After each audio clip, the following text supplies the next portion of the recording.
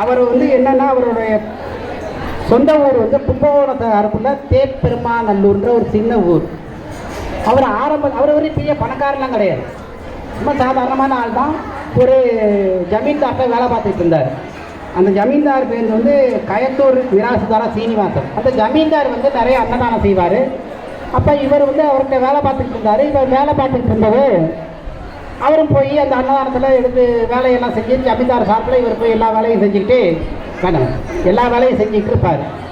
அப்போ அன்னதானம் நடந்துக்கிட்டு ஜமீன்தாருக்கு அப்புறமா இவர் அன்னதானத்தை இவரே எடுத்து நடத்த ஆரம்பிக்கிறப்ப நிறைய நன்கொடை தான். அவர்கிட்ட இருந்தது வந்து ஒரே ஒரு வீடு, கொஞ்சோண்டு விவசாய இடம். முதல்ல அன்னதானத்துக்கு முதல் வேணும்ல, ரெண்டையும் விற்றார்.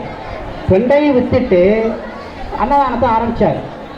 அதை சிறப்பாக செய்கிறாரு, பெரிய அளவில் செய்கிறாரு. அவர்கிட்ட வந்து நன்கொடைகள் குவியுது. இவருக்கு அன்னதானம் செய்யணும், இவருக்கு அன்னதானத்துக்கு பொருள் கொடுக்கணும்னு மக்கள் போட்டி போட்டுட்டு வருவாங்களாம். அந்த அளவுக்கு அவருக்கு அன்னதானத்துக்குரிய நன்கொடைகள் அவர்கிட்ட குவிய ஆரம்பிச்சது ஒரு காலத்தில். அப்போ பார்த்தீங்கன்னா கும்பகோணம் ஏரியாவில் தான் அவர் தங்கியிருக்கிறாரு, வசிச்சுக்கிட்டு இருக்கிறாரு. கும்பகோணம் மகாமகத்தில் பல லட்சக்கணக்கான பேருக்கு சாப்பாடு போட்டார். ஒரு வருஷம் வந்து என்ன அப்படின்னு பார்த்தீங்கன்னா கும்பகோணம் மகாமகத்தில்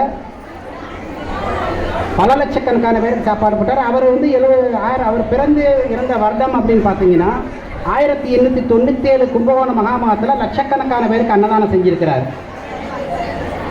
அவர் வந்து ஒரு 87 வயசு வரைக்கும் வாழ்ந்தார். அவர் ஒரு 4-5 மகாமகம் பார்த்துருப்பார். ரெண்டாவது, அவருடைய கும்பகோணம் ஏரியா வந்து கோயில்கள் நிறைந்த ஊர். எந்த கோயிலையும் ஏதோ ஒரு கோயிலில் ஒரு திருவிழா நடக்கும், ஒரு தேரோட்டம் நடக்கும், ஒரு கும்பாபிஷேகம் நடக்கும், ஏதாவது ஒன்று நடந்துகிட்டே இருக்கும்.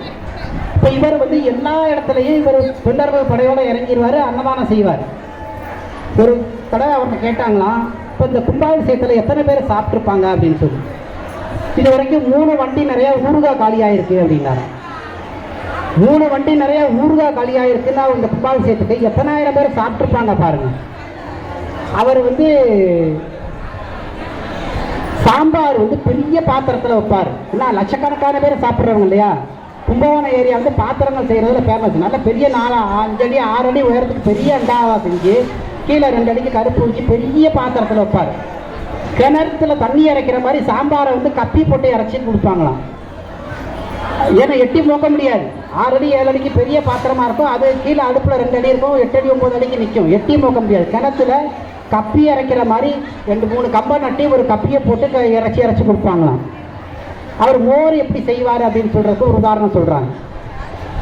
அன்னதானத்துக்கு ஒரு வாரம் முன்னாடியிலேருந்து தயிரை சேர்த்து வைக்க ஆரம்பிச்சிடுவாங்க.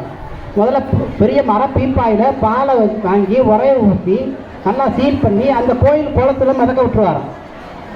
அப்போ கோயில் குளம், அந்த காலத்தில் ஃப்ரிட்ஜெல்லாம் கிடையாது, கோயில் குளத்தில் மிதக்க விட்டுருவார். அது வந்து என்றைக்கு அன்னதானம் செய்கிறாங்களோ அன்னைக்கு வந்து அப்படியே எடுத்து அந்த கோயில் குளத்தில் இருந்து அப்படியே எடுத்து அன்னதானம் பண்ணுவார். இவர் காஞ்சி மகா பெரியவருடைய அனுக்கிரகம் பெற்றவர். காஞ்சி பெரியவருடைய இவர் வயசு அதிகம்.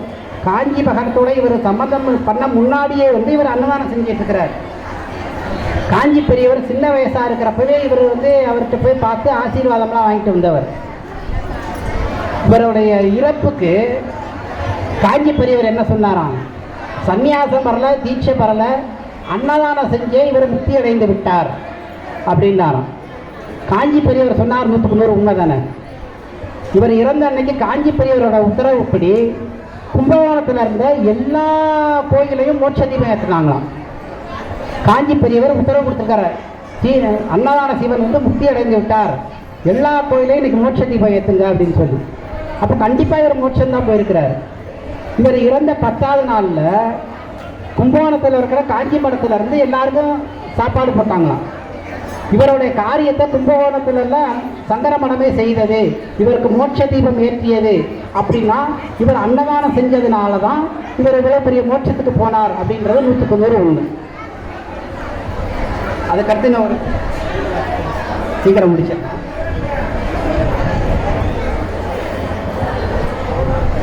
ஒரு 10-15 நிமிஷத்தில் முடிச்சிடலாம்.